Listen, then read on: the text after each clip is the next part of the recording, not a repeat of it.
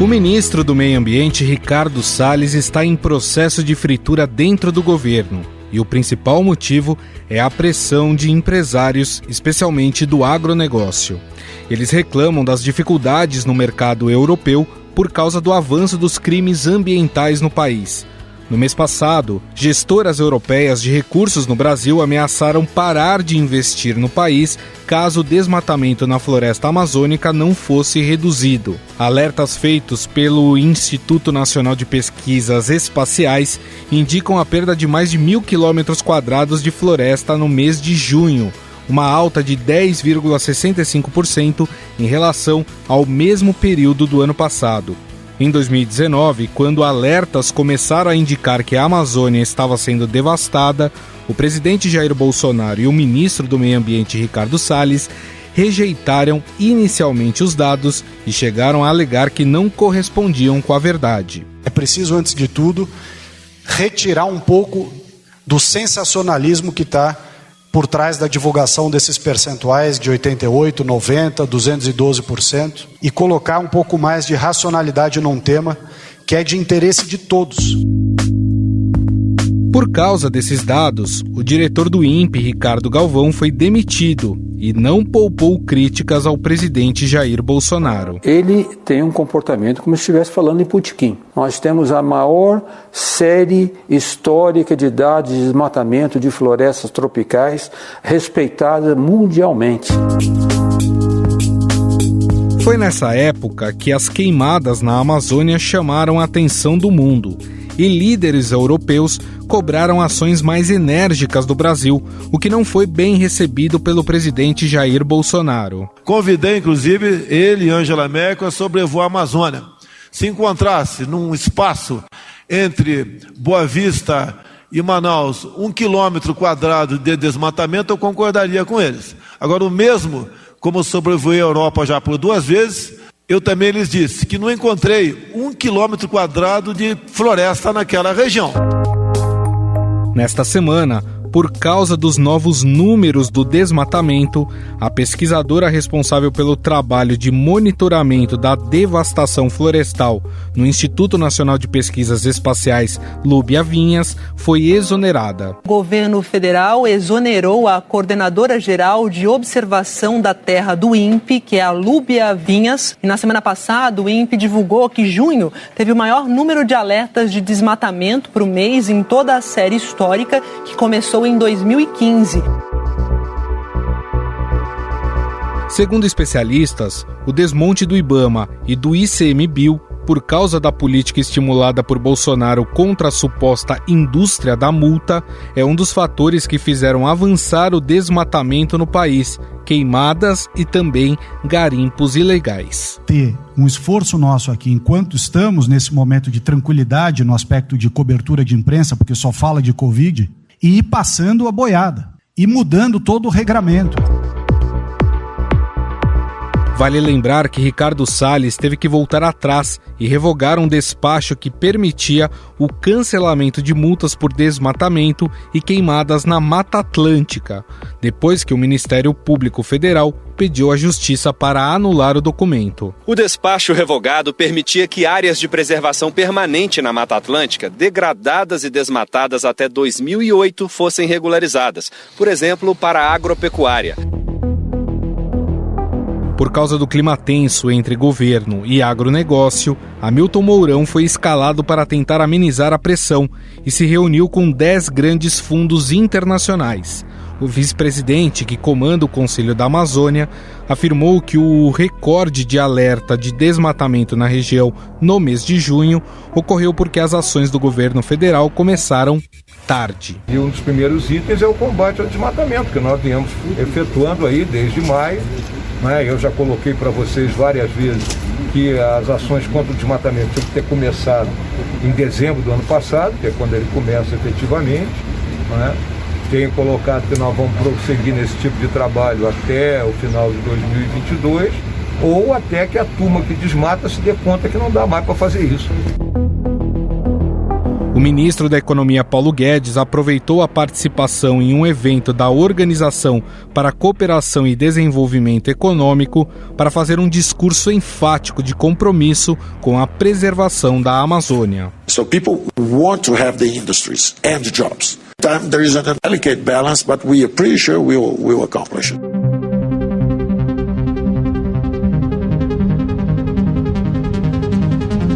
Além disso, 17 ex-ministros da Fazenda e ex-presidentes do Banco Central cobraram, através de uma carta ambiental do governo brasileiro, ações para que o desmatamento tanto da Amazônia quanto no Cerrado caia para zero. Em entrevista ao Estadão, Ricardo Salles se dispôs a dialogar com as empresas brasileiras e investidores externos para buscar soluções conjuntas para a questão ambiental. Parte do agronegócio tem defendido que a pasta do meio ambiente seja incorporada pelo Ministério da Agricultura de Tereza Cristina. Nós temos que pensar também nas pessoas que moram na região amazônica. Acho que a primeira definição é saber o que é Amazônia e o que é Amazônia legal, porque tem duas coisas que são completamente diferentes, né? O que é o bioma amazônico e o que é a Amazônia legal. Separar o bioma amazônico. Para entender essa preocupação do agronegócio com a preservação ambiental e com a imagem que o país tem passado para os estrangeiros, eu converso agora com o professor, palestrante, autor e colunista de agronegócio do Estadão, José Luiz Tejon. Tudo bem, Tejon? Tudo bem, prazer imenso estar aí na nossa casa admirada de sempre do grupo do Estadão. Um prazer, viu? Muito obrigado, Tejon. Bom, tem uma situação hoje que a gente vive, né, que tem deixado principalmente os empresários do agronegócio muito preocupados, né? A imagem que o Brasil tem passado lá fora, principalmente na Europa, em relação como estamos lidando com as questões ambientais, principalmente o desmatamento da Amazônia. Eu queria entender, Tejon, se você pudesse explicar para nós, o quanto essa imagem negativa tem prejudicado o agronegócio. O assunto da ilegalidade no país, nos campos, desmatamento, grilagem, é um assunto muito antigo. Eu acompanho o ramo desde 1977 e sempre ouvi os graves dramas como esse. Então, em conversas antigas, lá pelos anos 70, 80, quando a gente conversava com os principais líderes do agronegócio, a conversa era sempre essa: olha, precisamos fazer a lei valer, porque existe lei para combater o crime, né? Então, esse lado criminoso, esse lado ilegal, ele sempre teve. O que acontece é que, anos atrás, a originação, de onde vinha o café, de onde vinha a soja, de onde vinha tudo do campo, não era muito considerado, assim, não havia um foco, um olhar da sociedade urbana, digamos assim. Mais recentemente, para os últimos 15 anos principalmente, passamos a ter uma consciência bastante ativa do ponto de vista de sustentabilidade, meio ambiente, responsabilidade social, e muitas organizações do agronegócio, principalmente do pós-porteira das fazendas, que são as agroindústrias, né, as companhias como Nestlé, Unilever, Cargill, Louis Vuitton, todas essas companhias que atuam com produtos originados nos campos e também nos mares e represas, porque a piscicultura faz parte disso, passaram a ter um olhar muito grande sobre elas da sociedade urbana. Se desenvolveram as ONGs, sociedades preocupadas com o bem-estar animal, uma série de organizações foram crescendo nos últimos anos. E aí o que acontece? Vem Covid-19.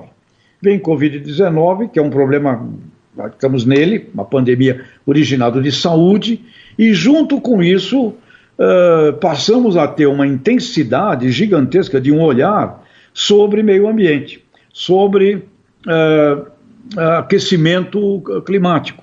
a ponto da própria organização das cooperativas, a Aliança Internacional das Cooperativas, com sede em Bruxelas, e aí nós não estamos falando de uma ONG, não estamos falando de uma empresa privada, não estamos falando de um partido político, estamos falando da Associação Internacional das Cooperativas, que reúne no planeta Terra mais de 1 bilhão de pessoas ligadas ao cooperativismo, movimento das cooperativas. Assume que este ano o tema dela é o aquecimento global. Então passamos a ter um momento extremamente grande neste olhar. Temos maçãs podres? Temos. É um percentual pequeno. Tem que ser assumido por nós brasileiros, buscar isso, acabar com isso. E não adianta ficar botando a culpa no europeu, botando a culpa na ONG não sei o quê, botando a culpa nos outros. Isto é um erro. E quando a gente não parte para o enfrentamento dessa realidade, que eu chamo de dar um beijo na nossa realidade, onde a maioria da realidade é muito positiva, nós não conseguimos passar uma imagem positiva se no cesto tem lá esses 2%. Então, o que está nos faltando, na minha forma de ver, é uma atitude formal, unindo a sociedade civil organizada brasileira. Aliás, os empresários têm se manifestado, as organizações da sociedade civil têm se colocado com relação a isso, o próprio general Mourão, responsável pelo grupo que está trabalhando nesse assunto na Amazônia. Agora, é necessário isso não pode ser contaminado, Gustavo, com visões ideológicas, que aí é onde turva tudo. Não gosto da China porque lá tem o coronavírus, não gosto do outro lado árabe porque Cristo não vai descer lá por causa do problema. Ou seja, quando você coloca no assunto do agronegócio temas ideológicos, grupos de política internacional, aliando tal grupo político mais a extrema-direita, com outro grupo político mais a extrema-direita, e todo mundo é comunista. Esse tipo de discussão, só é ruim para o agronegócio brasileiro, que é o que toca a economia, e mais, é o que a gente tem dito, o agribusiness brasileiro, e aí leia-se sempre, antes, dentro, pós-porteira, envolve necessariamente toda a agroindustrialização a partir das fazendas, todo esse bloco, ele é o único caminho para o país crescer o PIB. Então nós temos que ter uma compreensão, os nossos consumidores internacionais não vão querer mais comprar nada e fazer nada de lugar que venha com dúvida de originação. Me parece até um tanto quanto simples, por um lado. Cabe à sociedade brasileira, representada pelo governo, eu vou colocar na cadeia esses 2%.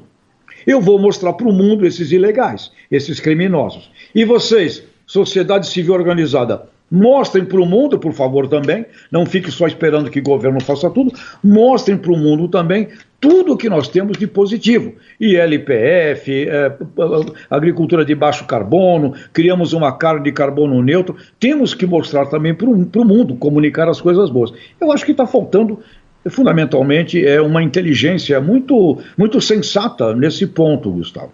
Você falou muito bem, né, Tejon, que esse é um movimento que já acontece há anos, mas a gente percebe que neste exato momento parece que há uma pressão maior em cima, principalmente do Ministério do Meio Ambiente, do governo federal. Você atribui isso a quê? A essa questão ideológica, ao liberalismo? Vou dar aqui um exemplo. O ministro do Meio Ambiente queria perdoar multas por desmatamento.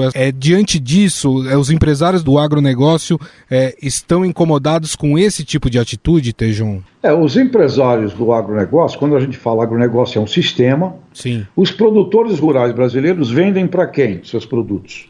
Vendem para tradings, que vendem para agroindústrias no exterior, vendem para agroindústrias brasileiras, que aliás, não vamos esquecer, 70% de tudo que é produzido no Brasil fica no mercado interno brasileiro, fica aqui com as agroindústrias que processam, e graças aos bons céus, E nós temos no Brasil, não temos no Brasil um problema de desabastecimento. Aprendemos a produzir nas condições tropicais brasileiras, que também é outra história, ninguém acreditava que seria possível. Resolvemos isso. Então, para quem vendem os produtos, os nossos agricultores? Vendem para os clientes deles. Os clientes deles são essas corporações, são Cargill, Bung, são essas companhias, que vendem para quem? Para o camarada que faz ração para pet food na Europa, para o camarada que faz ração para suinocultura, avicultura chinesa. Ou seja, nós estamos numa rede que chega no consumidor final. E à medida em que esse consumidor final passa a se preocupar com o assunto da originação, quem fez a origem, de onde veio, como é que foi feito, esse movimento internacional, que é muito maior hoje, sim, do que era há 3 anos atrás, que ele sempre veio, mas hoje ele explodiu, isso tudo vem para cima de quem? Vem para cima, principalmente, do ministro que tem na sua mão o grande patrimônio hoje do planeta, que é o patrimônio ambiental. E temos no Brasil uma coisa genial, temos aí todo esse bioma amazônico que é de um poder imenso do ponto de vista de negócios. Então nós temos que desenvolver com inovação, tecnologia, todo um desenvolvimento econômico e social para preservar aquela coisa fantástica que é esse mundo das nossas selvas, do meio ambiente, porque isso vale ouro, vai valer cada vez vai valer mais ouro. Mas aí vem alguém e diz assim, querem que faça isso, mas não querem pagar nada por isso. Cara, vai negociar.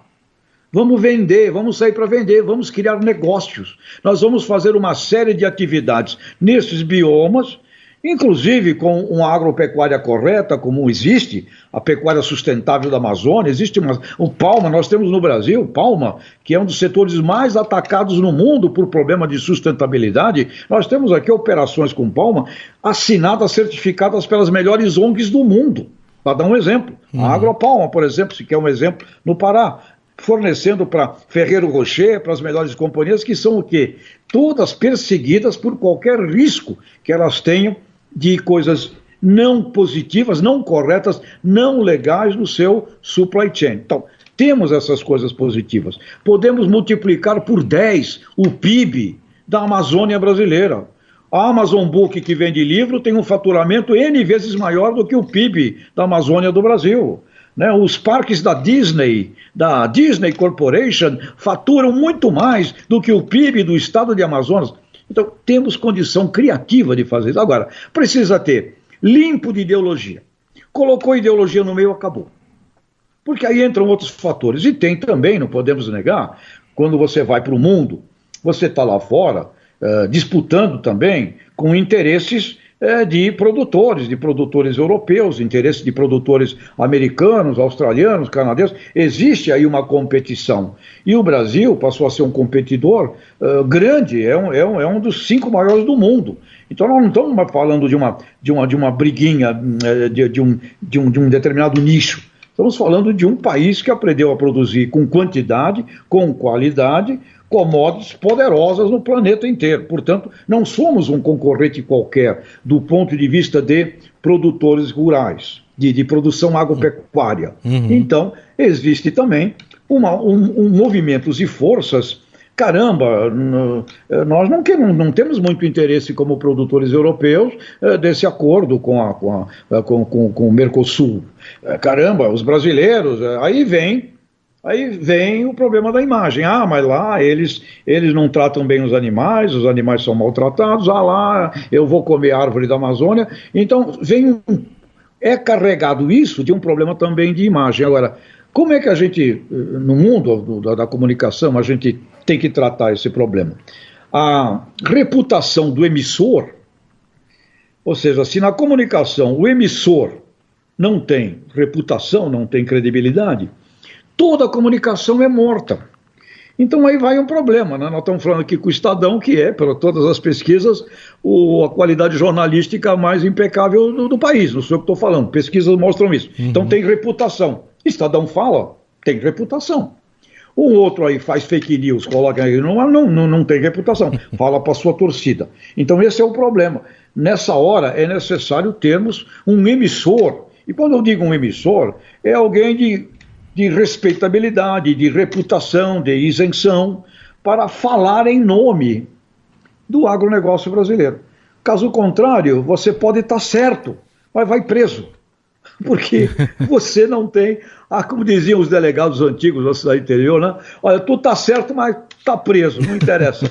Porque você pode estar falando tudo que é certinho, mas não tem reputação. Então aí vale sim, eu diria, está na hora talvez de uma boa autocrítica para o próprio governo. O que o governo pode falar e ser aceito, o que, olha, vamos tirar o time, nós temos que deixar alguém mais isento falando em nome, por exemplo, desse tema que é o agronegócio. Pessoalmente, a gente andou fazendo inclusive uns trabalhos aí de imagem e a gente entendeu que o nome mais crível, de melhor reputação para falar em nome do agronegócio brasileiro no Brasil seria a Embrapa. A Embrapa tem reputação, credibilidade para poder falar sobre isso. Eu acho, infelizmente, que o nosso governo tem uma característica, né, inegável, né, não há o que negar, de ser um governo que gosta das falas mais alinhadas com os mundos da extrema-direita. Isso gera problema. Aí fala uma bobagem com relação ao meio ambiente, aí manda embora o diretor do INPE, aí manda embora a pesquisadora que estava lá responsável. Mas isso faz parte de um plano. Mas, sabe, não basta a mulher de César ser séria, ela tem que parecer séria. Então eu acho que vamos dar todo o crédito. O governo brasileiro é sério. Mas, pessoal, ajuda um pouquinho. Tem que parecer também sério. 2% das propriedades agrícolas do bioma amazônico e cerrado respondem por 62% do desmate ilegal. Portanto, dá para pegar esse pessoal e, por outro lado, dá para fazermos para o mundo um alinhamento de comunicação inteligente. Agora, tem que ter interlocutores que sejam interlocutores que lá os nossos clientes considerem, respeitem. Então aí vai uma autocrítica ao ministro, vai uma autocrítica a todo mundo. A ministra Tereza Cristina tem sido uma mulher muito bem recebida, né? No mundo. Ela é uma senhora com característica humana muito boa, gosto dela, e ela é uma pessoa que tem tentado ao máximo trabalhar essa visão estratégica do agro brasileiro. Então, meu caro, falar que o governo fala, e alguns membros do governo falam, mas que representa o governo. Nós não gostamos dos chineses. Os chineses não sei o quê. Mas, então, na hora que fala isso, fala mal da esposa do Macron, fala que é um bando de camarada, que lá eles desmatam tudo. Então eles que olhem para eles, não adianta mais essa conversa, a comparativa, olha o que eles fizeram lá, como aqui também era, eu me lembro, nos anos 70, desmatar para plantar fazia parte da época, e eles fizeram lá, mas eles têm lá hoje uma série de aspectos também de negócios de madeira com florestas plantadas, tem lá os seus imensos rigores, além também o nosso negócio de madeira aqui, que é muito bem cuidado também pelas organizações como Suzano e outras, ou seja, nós temos um grande problema, sim, de voz, de liderança, para um assunto que é antigo e que agora exacerbou. E ele exacerbou porque a gente não está conseguindo conduzir isso com a liderança que deveria e com a isenção que deveria, principalmente não transformando isso numa guerra de nós contra eles, que não adianta nada. Cabe à sociedade brasileira proteger os nossos agricultores, porque eles são o elo mais frágil. Nós temos 5 milhões de propriedades agrícolas no Brasil, 4 milhões delas com praticamente nenhum ou baixíssimo acesso à tecnologia. São 5 milhões de propriedades, enquanto nós temos 500 corporações pós-porteira das fazendas, que impacta 70% do mundo. Temos mais umas 200 corporações no antes da porteira que impactam toda a ciência, toda a tecnologia. Então nós estaríamos reunindo aí, a grosso modo, 2.000 organizações, 2.000 corporações, no antes e no pós-porteira, e tem 5 milhões de produtores no Brasil com pequenos, micros, né, onde a cooperativa responde por 1 milhão de agricultores cooperados, mas sim, os agricultores têm que ser protegidos, porque eles lidam com fatores incontroláveis, não põem preço em mercadoria, não põem preço nos insumos, tem o câmbio, tem todo esse movimento, tem que se adaptar velozmente à inovação, à ciência, à digitalização, além de ser produtor, tem que saber produzir água, preservar água, meio ambiente, bons tratos animais, não pode marcar mais boi a ferro. Tem uma série de movimentos que cabe sim à sociedade preservar, proteger os agricultores brasileiros. Agora, precisamos agir nesse sentido de uma forma muito mais evoluída e não adianta ficar brigando, entrando em briga perdida, que é brigar com o cliente. Vai brigar com o cliente, não adianta. Esse José Luiz Tejon, palestrante, professor, autor, especialista nas áreas de gestão de vendas, marketing em agronegócio, também comentarista de agronegócio, que bateu esse papo bem bacana com a gente. Tejon, gostaria de agradecer imensamente aí a disponibilidade por conversar com a gente. Foi ótimo o nosso bate-papo. Muito obrigado. Eu que agradeço, espero que haja uma luz aí positiva, acima de ideologias, acima de partidos políticos, uma luz de sensatez, né, sobre isso. Mais uma vez, muito obrigado, viu, Tejon? Um grande abraço. Abraço, obrigado, Gustavo. Estadão Notícias. O Estadão Notícias desta quarta-feira vai ficando por aqui. Contou com apresentação e produção minha, Gustavo Lopes, produção de Júlia Corá e montagem de Moacir Biasi. O diretor de jornalismo do Grupo Estado é João Fábio Caminoto. Mande seu comentário e sugestão para o e-mail podcast@estadão.com. Um abraço e até mais. Estadão Notícias.